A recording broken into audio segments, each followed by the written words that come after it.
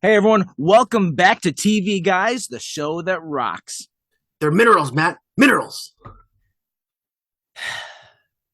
I'm Matt. And I am Gone. the danger. That's the way you said it is nothing like Walter White. You said it like Darkwing Duck. To be fair, do I look anything like Walter White? I have the goatee. You I look do more actually. Like him. Yeah. You have a little bit like the blue glasses are not him for sure. If they were black tint, yes, I would throw it out. Well, I came up with this gag about 5 minutes ago, and this is the best I could come up with once I realized that there was a hat filter on Zoom. Yo, Heisenberg! Tight, tight, tight, tight, tight, tight, tight, tight, tight.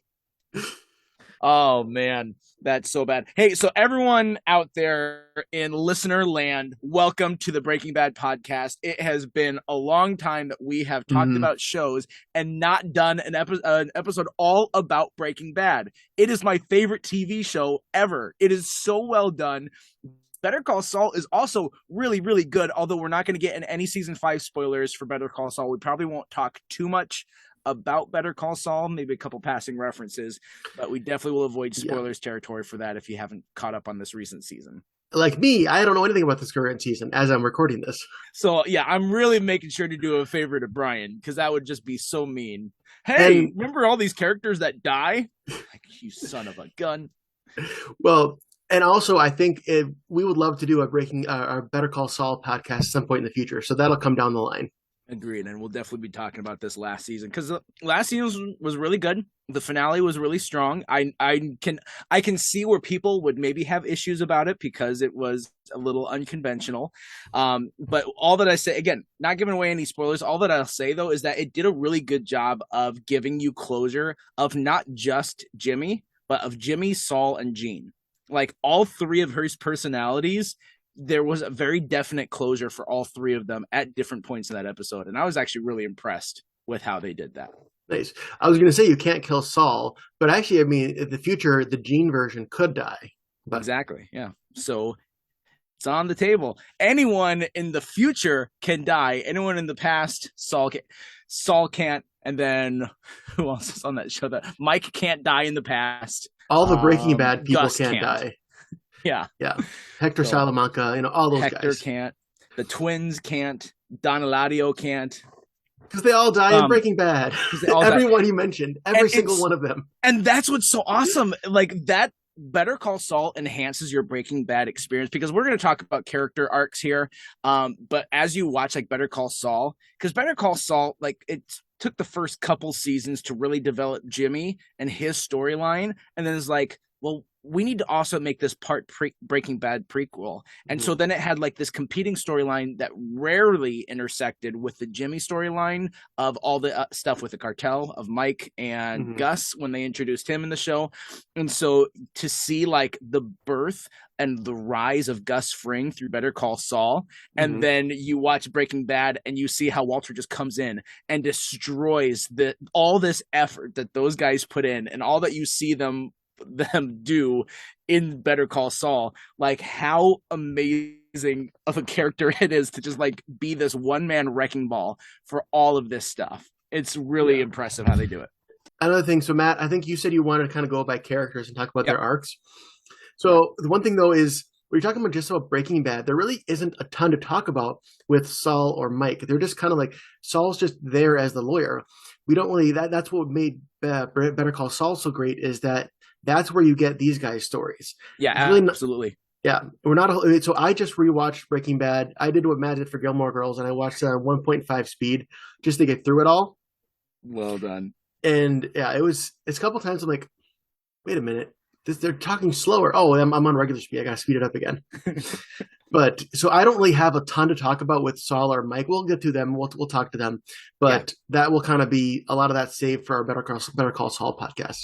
Yeah, I was going to say, let's start with Saul because he is fresh on the mind. But you're right that he doesn't have an arc. He doesn't really change through Better Call Saul, except for you see like that cool demeanor he has right away where he's just so like fast talking, composed, and can talk Mhm. his way out of anything. You see him acting panicked as things are falling apart around him, but he never really changes because his character is really well established as a Yeah. cockroach type character. The I'm going to survive no matter what. I will play both sides so that somehow I'll always come out ahead and prepare for all these contingencies. And there's no loyalty with him. There's Yeah. nothing that he can ever really take as his own, because at any moment he has to just drop everything if things blow up like they do.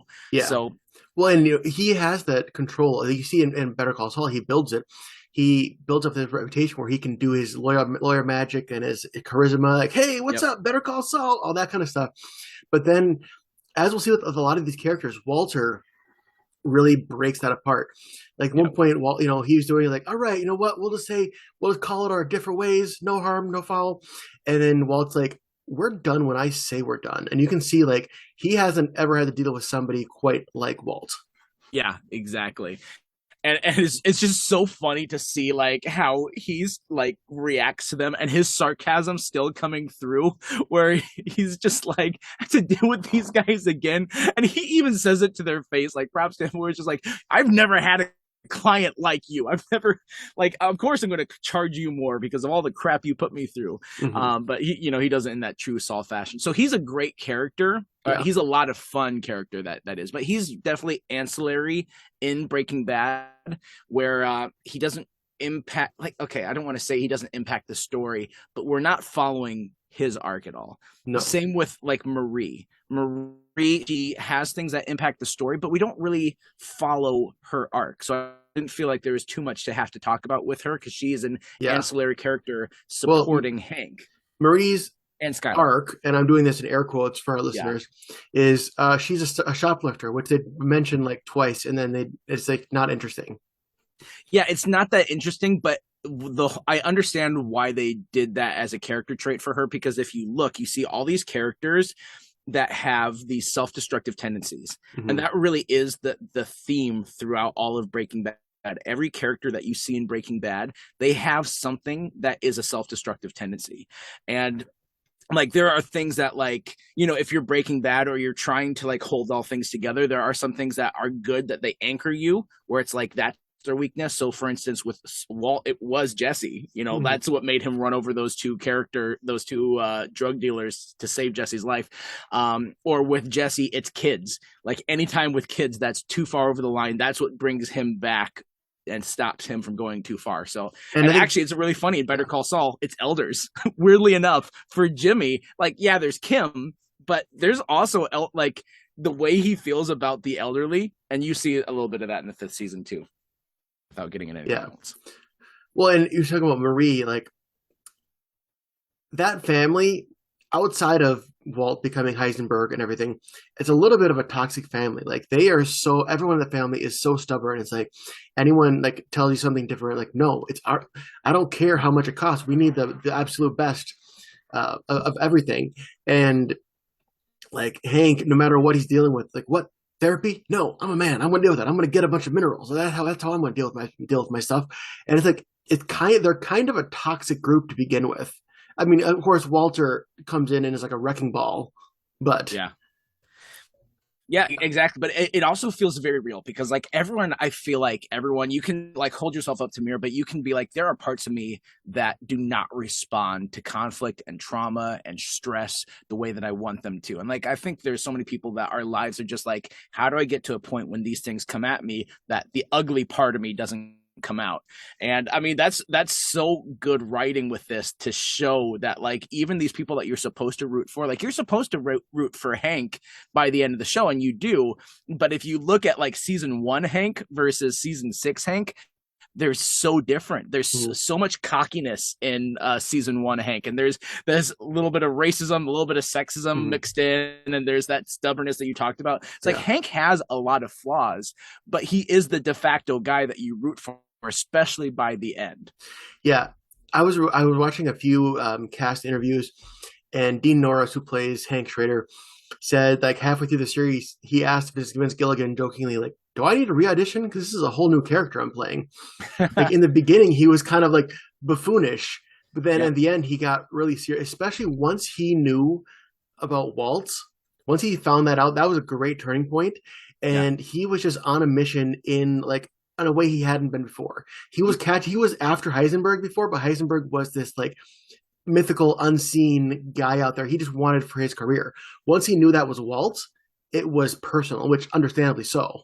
Yeah. So if we're going to jump to the last season here, and you're looking at the episode after he finds out, and then at the very end of the next episode when Walt comes to him in his garage and Hank closes the door to his garage and they have that conversation. It's a great scene. Yeah. It is a really good scene, and you see a version of Hank that you hadn't seen at all in that show, and especially like that line, one of his last lines in that episode where he says, I don't even know who I'm talking to. I don't even know who you are.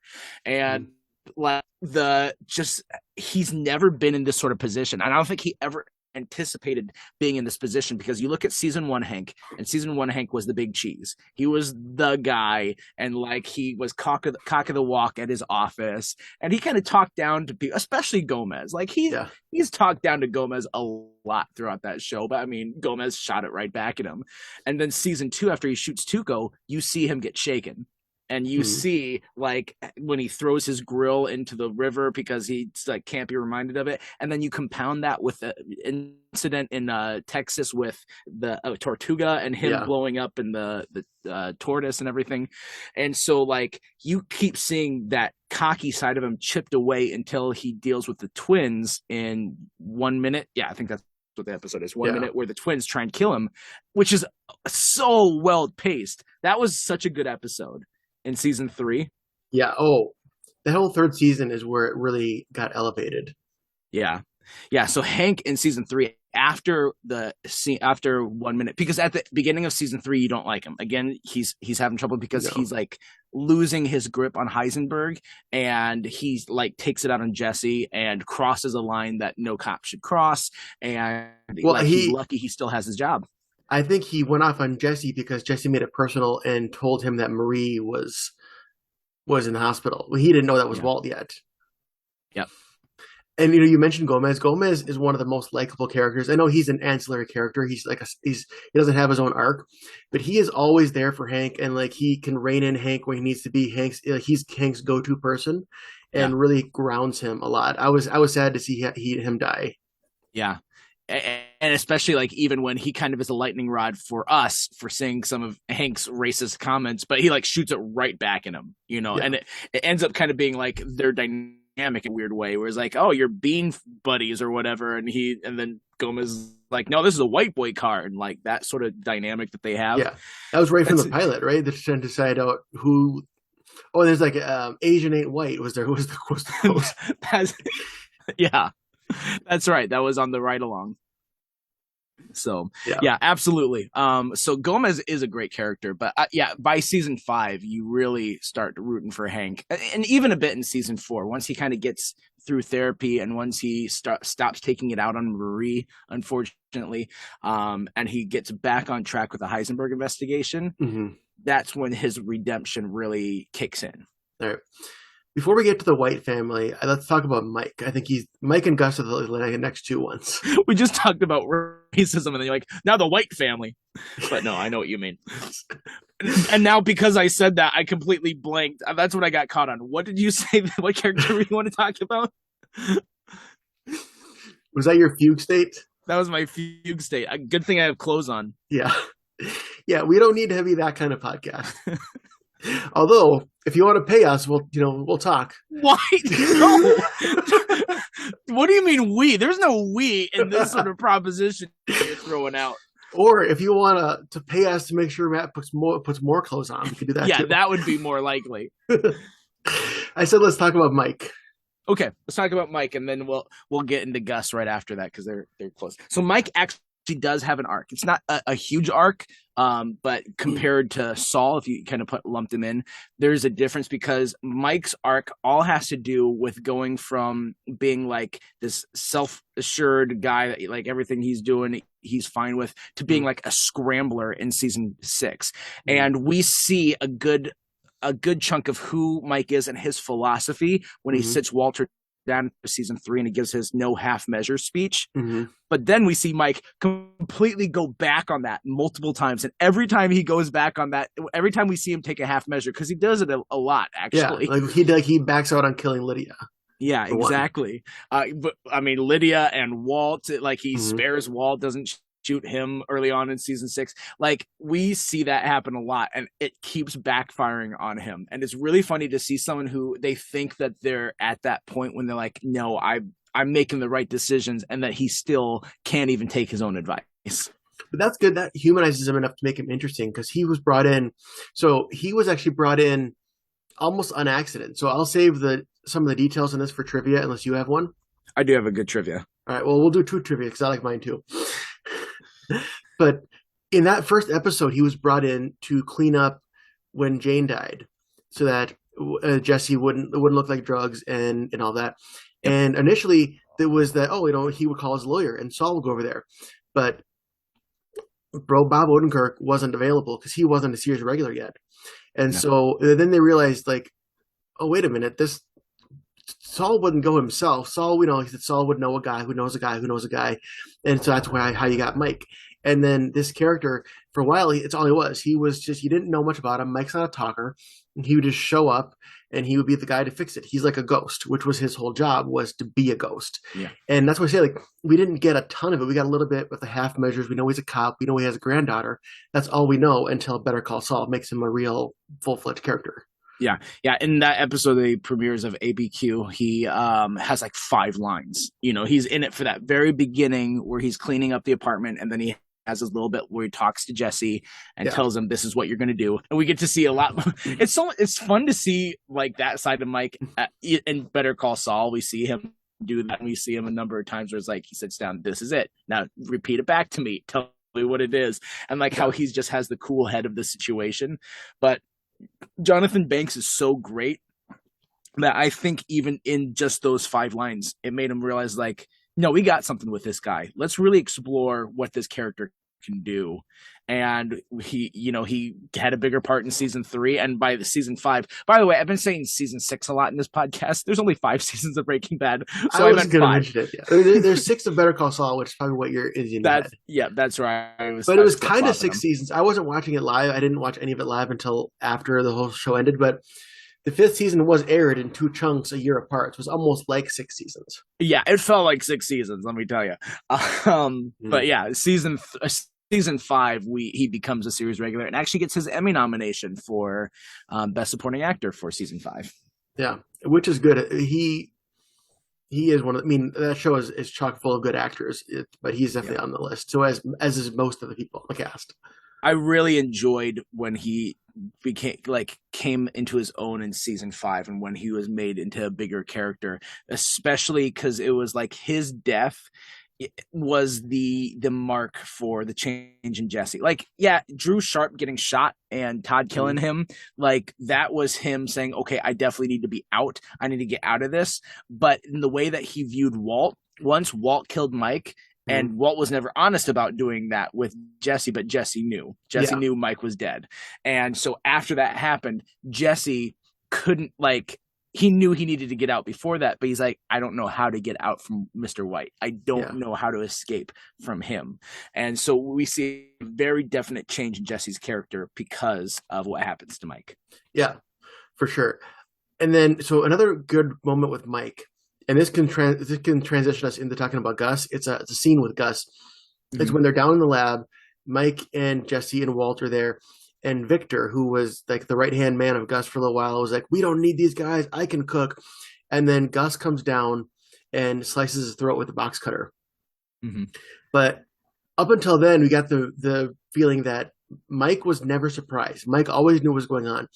Mike was just as surprised as Walt and Jesse when that happened. Like, I think he had the thought in his head, like, oh, what I don't know what's happening. Like, if this happens to Victor, this could happen to me. And I think Walt even says that to Mike, and Mike's like, shut up. But I think in his mind, he's thinking, yeah, you're probably right. It was the first time, I think it was the first time we saw Mike be caught off guard. Yeah, absolutely. I actually thought you were going to say, because the Mike moment I liked actually follows that up in another episode when Walt comes to him at the bar, and it pretty much says that to him, where it's like, start trying to do the manipulation to Mike of like, oh, who knows who'll be next that he's going to kill. You need to be on my side, sort of thing. And Mike sees right through it.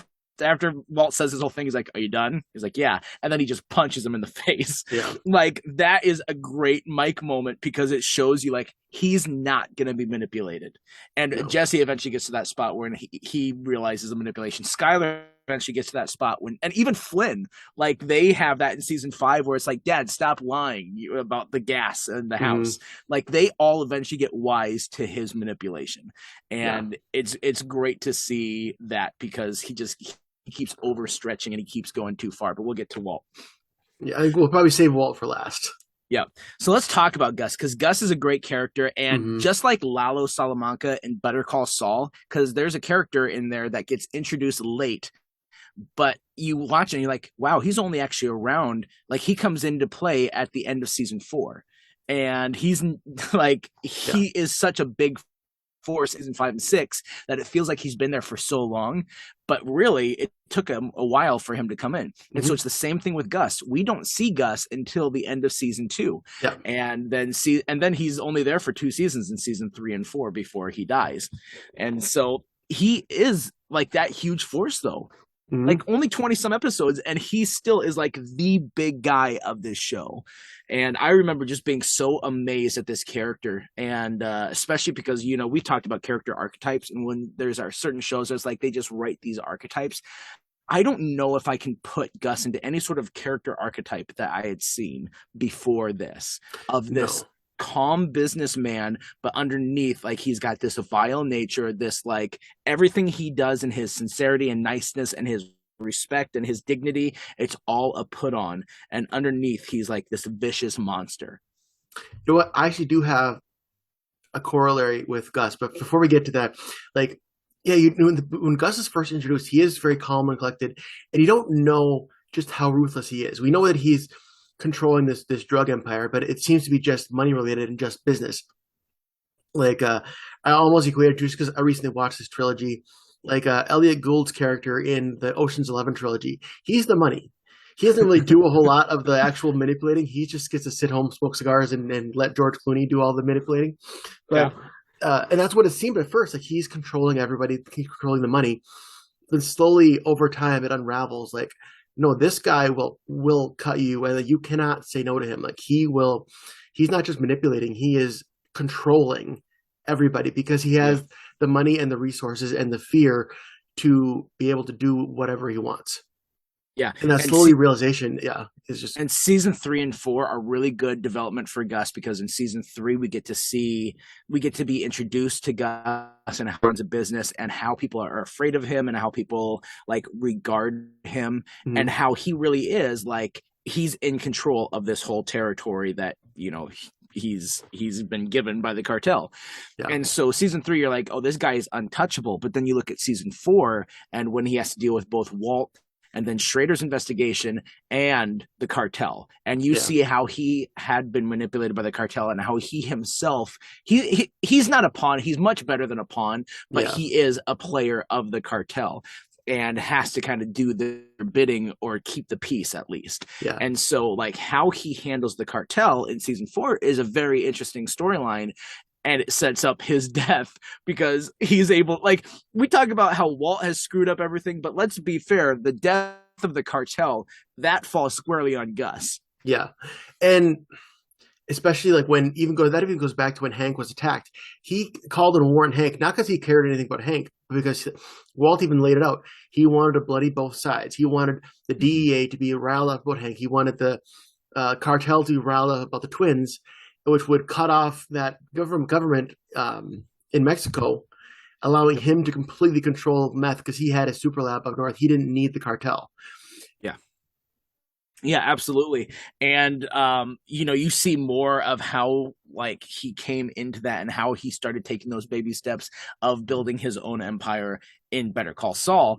But in season 3 and 4, you see like it at this pinnacle, like at his peak. Season 3 really is peak Gus of like the best of his empire because season 4 is dealing with breakage, so to speak, and like things falling apart.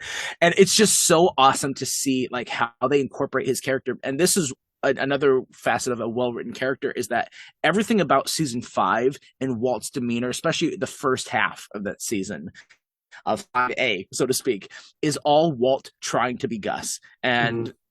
And Mike calls him out of like, just because you shot Jesse James doesn't make you Jesse James. And like the Yeah. fights they have is like, we had a good thing and you ruined it. Like it's true. And that's what like Walt, that's what makes Walt kill Mike, is because not because he needed those names that from that he like realized, oh, I can get them from Lydia, but it's because Mike insulted him and said, you are not on the same level as Gus.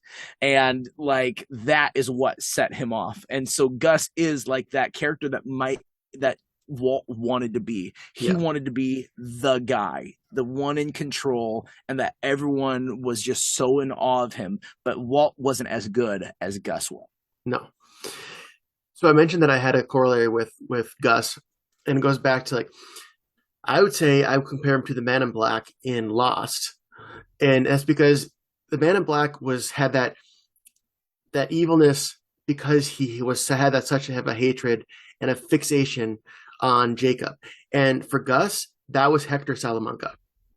Yeah. Because in the flashback, which is actually going even before Better Call Saul, we saw when Gus first met with Hector and Don Eladio and the other guy with his former partner to say like, hey, like we can sell meth for you guys, and then Hector is the one who shot his friend dead, which I think was it confirmed that they were more than friends? I've heard that said, and I think it was confirmed by writers, but it seemed yeah, pretty clear. I think that was their intention without stating it explicitly in the show. Yeah, you can see a lot of it. Like he bided his time this whole time. I think from that point on, he knew like I'm going to get myself into a position of power. I'm going to use these guys for power, but these guys are all dead, all of Yeah. them. And he orchestrated Don Eladio killing, and you can even see after the twins were dead, and after the raid when they raided Don Eladio's place, and that one character who ended up being Hector's grandson got killed, and Gus went to visit Hector and basically like took pride in telling him like your whole family is dead. You are the last Salamanca. He did that on purpose because you even see back in Better Call Saul, he basically told him like, no, Hector dies when I say he gets to die. He wanted Hector to see all of his family die. I mean, I'm sure if Hank hadn't killed Tuco, Gus had a plan for Tuco too. And only once he took away everything that Hector had, would he have allowed Hector to die. And that was his driving force, I think. I'm not sure what would have driven him to keep going. I mean, I'm sure he would have, but I think a lot of his fuel was screw you, Hector. Yeah, I mean, he came in his final episode. He came to the nursing home to kill Hector because he thought Hector talked to the DEA, and even if he didn't, like he was done with him. He had no more reason. So yeah, no more Salamancas to kill. Yeah, Tyrus was preparing that lethal injection, and he just wanted to know what he said. But yeah, absolutely. Like it's such a good dynamic. That was so interesting in season 4, like that storyline between him and the cartel and realizing why they were that way. And then to see it again played out where Gus wasn't even there and Walt and Mike are dealing and reeling from the lack of Gus. I think he's such a well-written character. And I was so glad to see him come back in Better Call Saul. Yeah. I figured, I knew he was because by the time I started watching Better Call Saul, they were already into it, and I didn't know much, but I knew that Gus came back. But I think people watching from the beginning, you had to know he was going to show up at some point. They I think it was season 3 when Fring came back. It was either season 2, like, or that they were alluding to it by the end of that season, and I think it was actually season 2 because there was all the episodes of that season. They like the starting letter of each episode spelled out Fring's back, or like it was an anagram or something like that. And you rearrange the anagram and it would spell Fring's back. And that was and at the end of that episode was the note on Mike's car when he was going to do the sniper shot that said no. And it's like, that's a Gus Fring move right there. But we actually see him the following season. And so there are a bunch of ancillary characters in the Salamanca family. I don't feel like we need to talk about like Tuco or Hector or the twins or anything like that. But I did want to bring up the Salamanca family because they do have an arc of Yeah. like how and it's represented at different times by the different characters. You know, our first introduction is Tuco, and then it turns into Hector, because Tuco dies, and then there's Hector left, and then the twins. But they used each of the Salamancas in a really unique way to just show you this presence that the Salamancas had, that they're always there, that there's always like lurking in the background, controlling things, that people were afraid of them, and that again we see in season 4 how it interacted with Gus, and like this guy that we just saw all of season 3 showing how he's this big cheese, and then all of a sudden, nope, the Salamancas are actually the ones in control. Oh wait, no, Gus is. Like the back and forth of that, I thought was just so fantastic. Yeah, and I'll save some of this for our Better Call Saul podcast. But man, Hector is such an interesting character, and I love that they got to explore him more in Better Call Saul. I will say Mark Margolis is a great actor, even when he is in the chair and barely able to move and not able to talk. He is able to emote and be a full character so much. He does this duck lip thing, but it works. Yeah. Like I just love to see like the memes about it. It's like this guy was one of the most menacing forces of Breaking Bad, and he looks like this the entire time. It's just got like those little duck lips. Mm-hmm. Really funny. That's how you do the duck lips well, girls. Exactly. I love the Hector moment when he's going to be going to the DEA, and so it introduces us to how he communicates using the letters. And so then he spells out need DEA, and then the nurse is just like, you're not finished. There's no word that's Dia. And like she's like trying to get him to keep going, and he's just staring at her with daggers of like, you stupid woman. Because we know Hector is not a nice guy. No. He is not a patient person, and he has to go through all this to communicate to begin with. And this stupid woman isn't understanding that he's spelling out DEA. And if he could, he would kill her on the spot. And he's just helpless. This is my life now. This is where I am. All right. So technically, if you're talking about main characters in the last season, Todd and Lydia were main characters, but I don't really have a whole lot to say about them unless you do.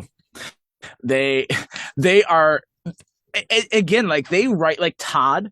That is such an interesting character for what he is. He is like this he's a child that's a psychopath. Like that's the weirdest combination to put into a 20-year-old man. Like, we're gonna make you act like you're a dumb kid, but at the same time you're insane and you have no value in life. Like that is such a dynamic character, and is a nice juxtaposition to Jesse, because it's like the exact opposite of Jesse, because Jesse doesn't act like a kid, but at the same time he has such a sanctity, especially for kids. And then Lydia is one of the characters. They brought her in too late to be interesting, and I guess they needed to like peel back the layers of how did Gus actually do this, which I don't think we needed to really do that. We could have just saying, oh yeah, Gus has guys. I think we knew enough. I didn't think her character was really necessary. I think her character was necessary in terms of like moving plot along, because she was, again, that connection that to keep Walt in the game, even after he was like, I'm going to quit. She was that reason to bring Mike back into the game and the connection for him. And like, it was just another loose end that backfired on Mike and then ended up backfiring on Walt. And it was like, and she was again she was a cockroach as well. But she's not as good at it as Saul is. I think. And then she was also the Chekhov's gun payoff of the ricin that Walt kept behind the outlet plate in his house. Yep. And that's like, that's great that even that had its closure of like, what are they going to do with this ricin cigarette after all? Okay, we've got someone to use it on. Perfect.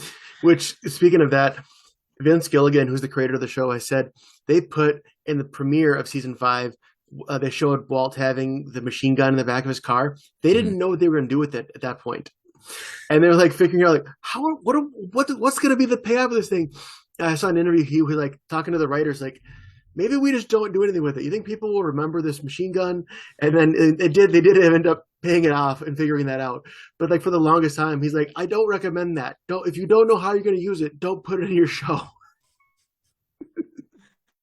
Like it worked. It really worked, and they Yeah, had a great idea of it. It's a little barbaric for Walt, but it made sense. They made it work. but here's the thing: is like he knew he had to be barbaric with those Nazi guys. Like there was no reasoning with them.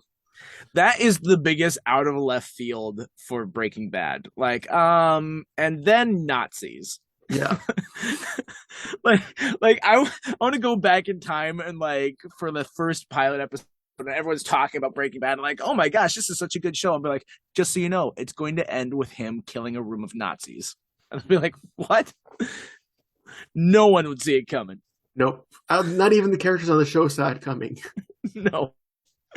Let's do Skyler, and then we can hit the big two after that. Well, before Skylar, let's talk briefly about Walt Jr. Oh, I didn't feel like Walt Jr. needed too much. Not too much. Just like he was kind of an annoying character at times, but you also got to figure he doesn't know anything that's going on. Obviously, he Yep. could tell that his parents were going through marital issues, but Mhm. I think not many people would have their parents' marital issues be my dad's secretly a meth cook, and so it's Yeah. understandable that he wouldn't know what's going on, and so you kind of got to give him a little bit of slack there. I think for his character, he was done well, Mhm. but that's about it. I think they didn't give him too much to shine with either. I really liked the scene when um yeah, on his birthday, on Walt's birthday, when Walt Jr. shows up at the house or at his dad's apartment, Hmm. and he like puts him into bed, and like the dad passes out, and like you see a tenderness of Walter Jr. because he's a teenager, so he's not going to like let people in like that. No, that's not what teens do. But he is going to have a moment like that and be able to take that moment and just be like, no, dad, don't like, I've seen you be self-destructive. You've been the way you've been for like the last year. And he's like, because Walt's whole thing was like, I didn't want to remember my dad being in the hospital for whatever he Yeah, died of. And it's like, I don't want you to think of me that way as I'm dying. And it's like, yeah, no, I would rather that because that's real. Everything in the last year, I don't want to remember you this way. I don't want to remember you as all the lies that I know that you've told me.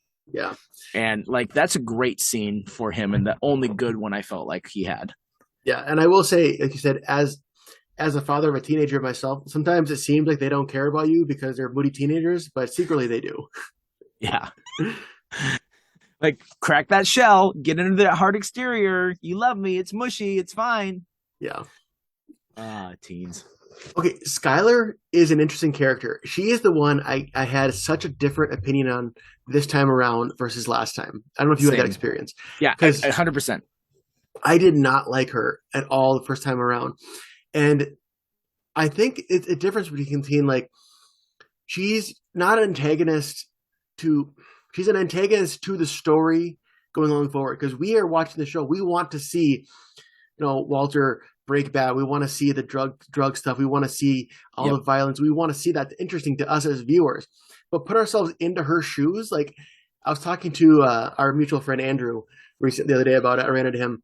One of our mutual Andrews, who you will hear in a few months, by the way. Here's a There tease. you go. And I was saying, like, yeah, I wouldn't want my significant other in real life to go be a meth cook and to have danger in our lives. So I get that. Like, I would be kind of in Skylar's position. I would want to be stopping that in real life because she's Yeah. not a viewer on TV. That's her life. Absolutely. You hit on like the reason why earlier, because we want to see Walt's story develop. Yes. The actual like her shutting it down, we didn't want her to catch him, and then like the way that she responded to stuff, it makes sense in character, but we're just like, you're not furthering I don't really care. And in fact, the time that I started liking her the first time around was when she started to get on his side and be like, all right, well, we're gonna embezzle money. Like I can actually do this and I can use this money. So it's like that first season and the second season too. Like the first season is just setting up her character and like there's a little bit of the suspicion. Second season is really like all about her suspicions and her trying to catch Walt and feel it and like wondering what's going on there. Both of those similar thing, not super interesting because again, we don't want her to catch him. We don't we don't care about that side until season 3 happens. She knows what's going on, and now she's stuck, and she starts becoming interesting because she doesn't know how she's going to handle this. She is a victim, and she is trapped in this house. And so one thing that she does, maybe it's a little annoying, where she sleeps with her boss and then rubs it in his face, and like, that's not a good reaction. But at the same time, you're in a really bad position, and so like, I'll give you a pass. I get it. You don't know what you're doing. You don't know how to be in this new situation that Walt has put you through.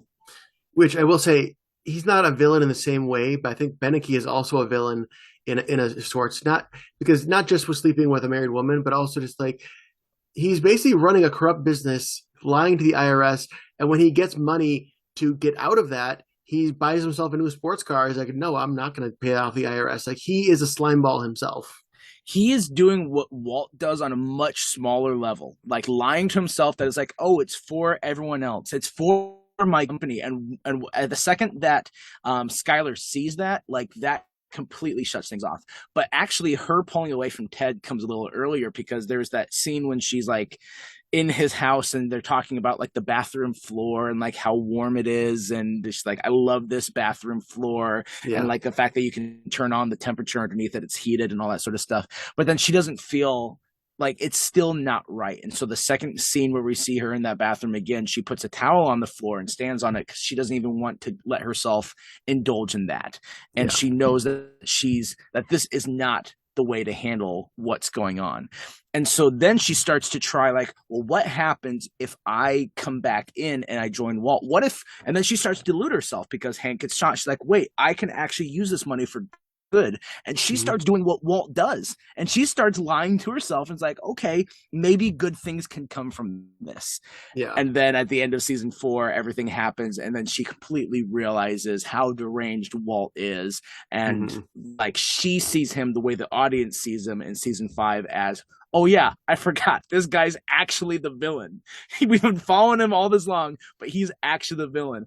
And so then you can empathize with her more, and it's easier to do that. How many times did she kick him out of the house? At least twice, maybe 3 times. I think she only kicked him out 3 times, because there was that first initial one in season 2 at the beginning of season 3. Then he tried coming back right away, and she kicked him out. And then the actual final one in Ozymandias, when she kicked him out for good. So that brings us into Jesse. Yes. So I don't even know where to start with Jesse. Yeah, Jesse's a character that, like, you feel so bad for him, especially in season 2. Like, you feel bad for him a lot of the time. He is like the guy that suffers, you know? And so, like, season 1 pops up, and it's just like, oh my gosh, like, that he's in over his head, and like, he's the connection to the drug world for Walt. And then Walt just mistreats him, and it's like, you feel so bad as he gets kicked out of his house, as he can't live where he was, and all this sort of stuff. And so he starts off that way, and like, he's always that way, actually, every single season. Well, and the more we see Jesse, the more we realize how much humanity and empathy he has. Like, it's almost like he breaks good when Walt breaks bad, because we start to see the cracks. He has a good relationship with his brother, I think, is the first one we see, and a strained relationship with his parents. And then he cares about Jane, and then he cares about Andrea and Brock, and at different points throughout the series, he even cares about Walt like that.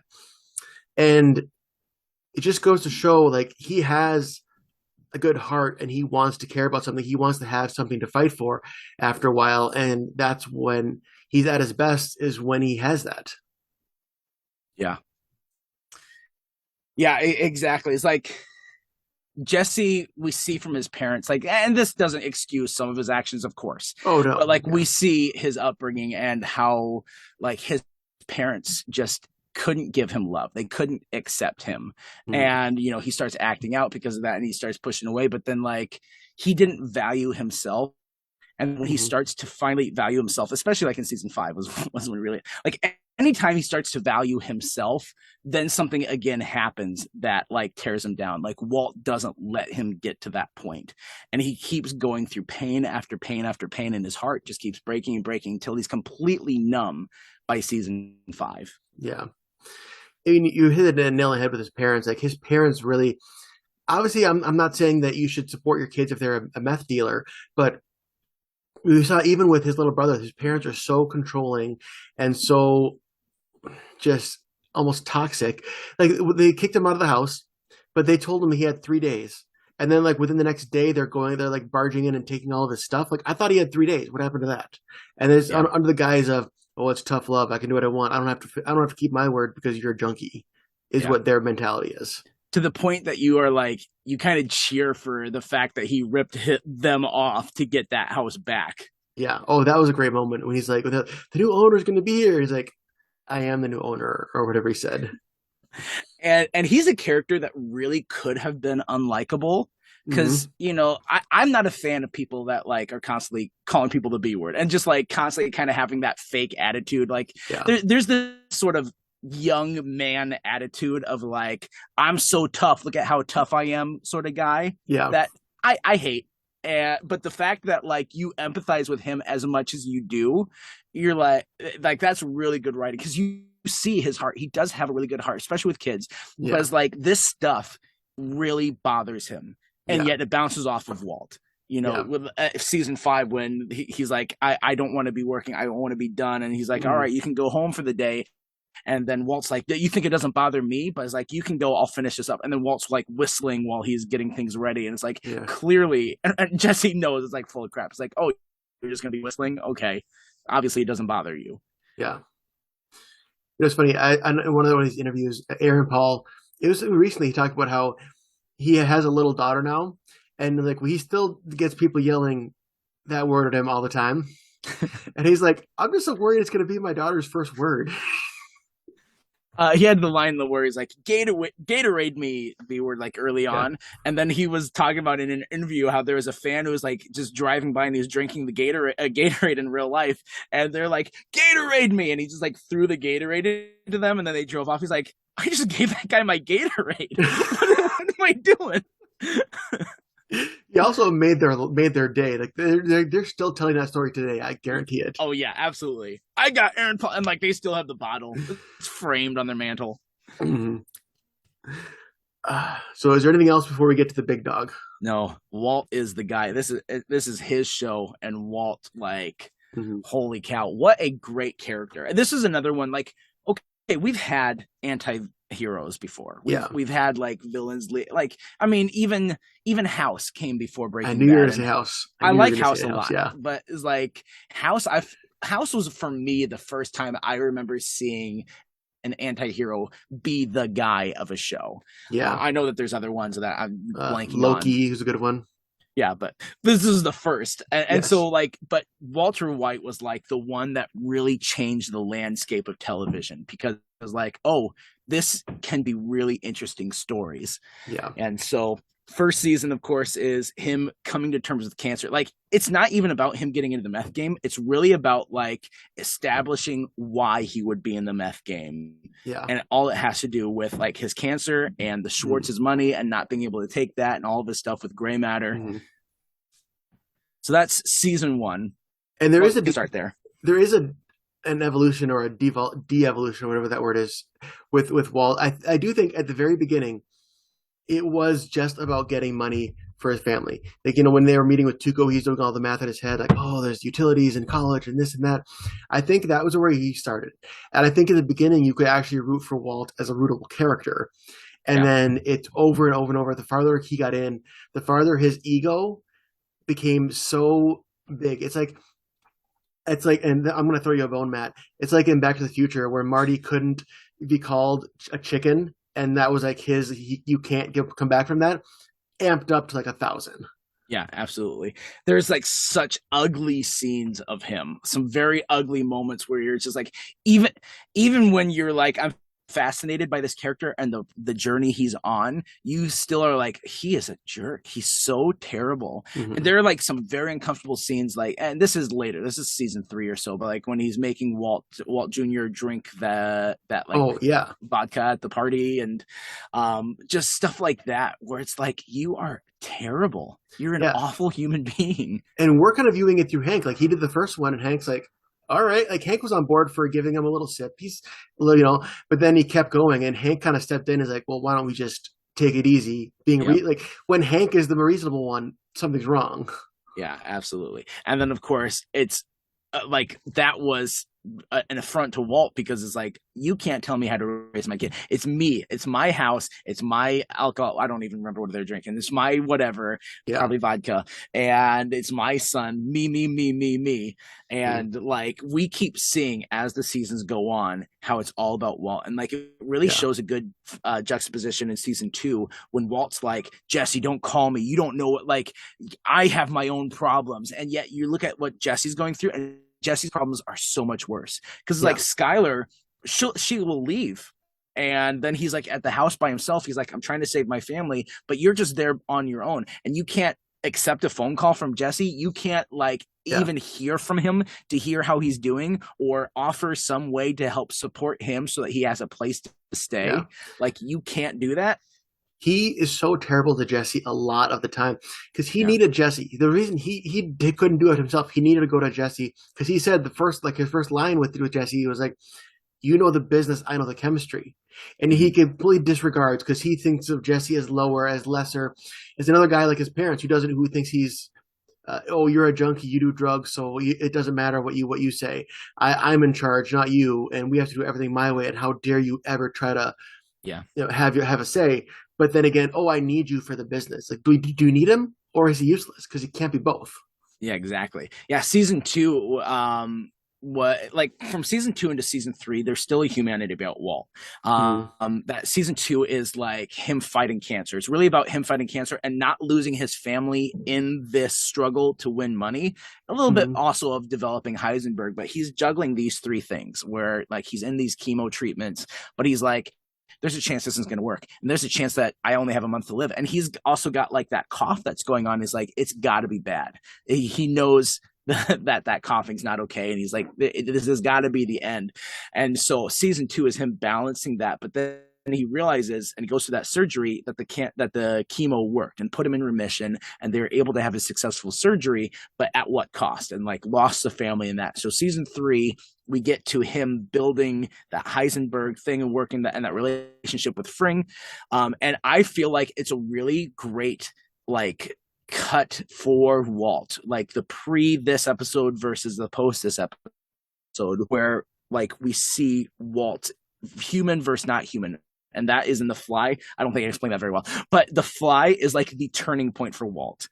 And it's this filler episode that is very symbolic, because The Fly is all about like that nagging humanity that he has to get rid of so that he can actually fully be Heisenberg, but it'll never go away. Or I mean, you can look at it the other way of like that Heisenberg that is like, no matter how much he might want to cling back to that humanity, he can't escape that part of himself. I don't know how you want to symbolize that. I view it the first one, but it's like he eventually gets that fly and kills it, and it's like, to me, it was killing that last little bit of humanity that he was holding on to so that he could fully embrace who he wants to be.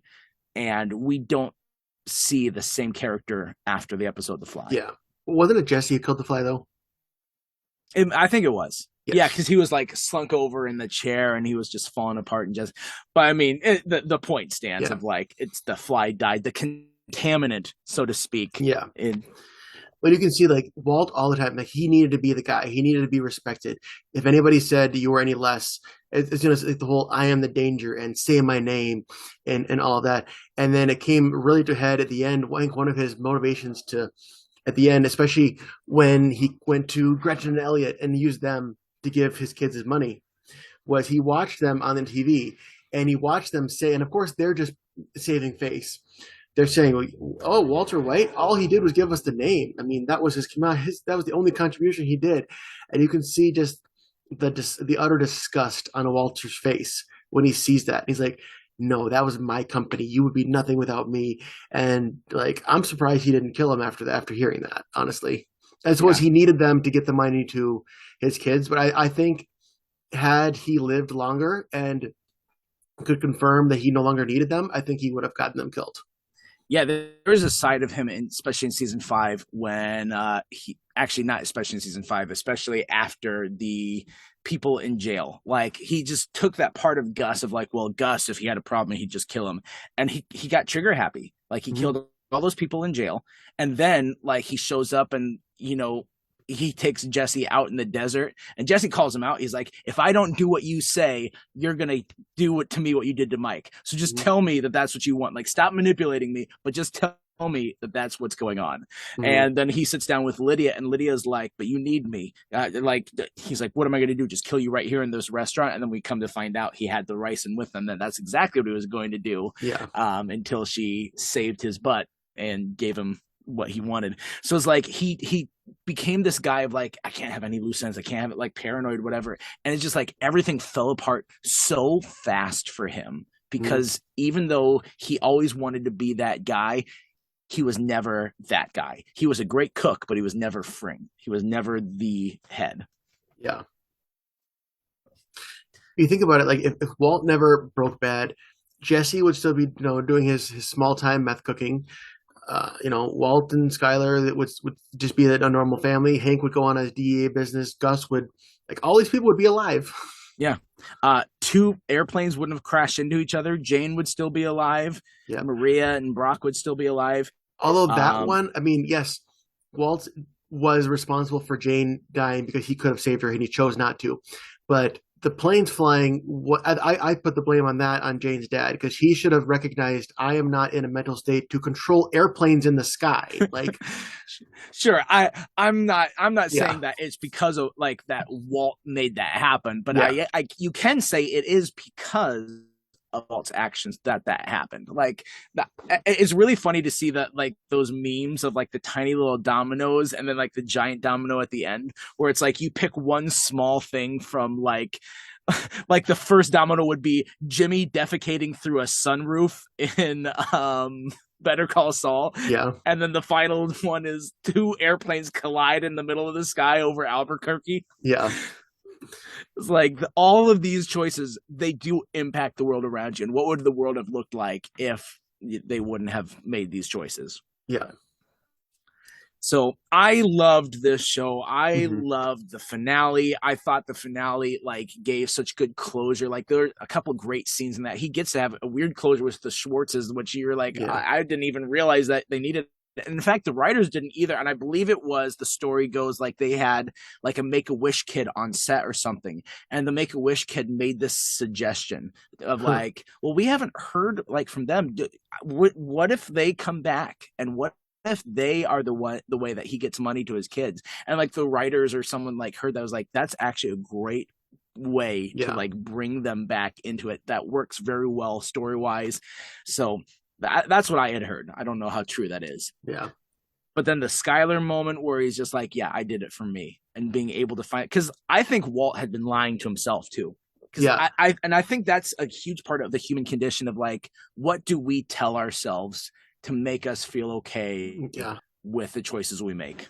When he started doing it for his family, and I don't know if there's actually one specific point where it turned. I think it was a gradual like gradient where eventually it was all about him, but it wasn't like a hard turn at some point. It just happened over time, which is the perfect title of the show. He over the 5 years broke bad.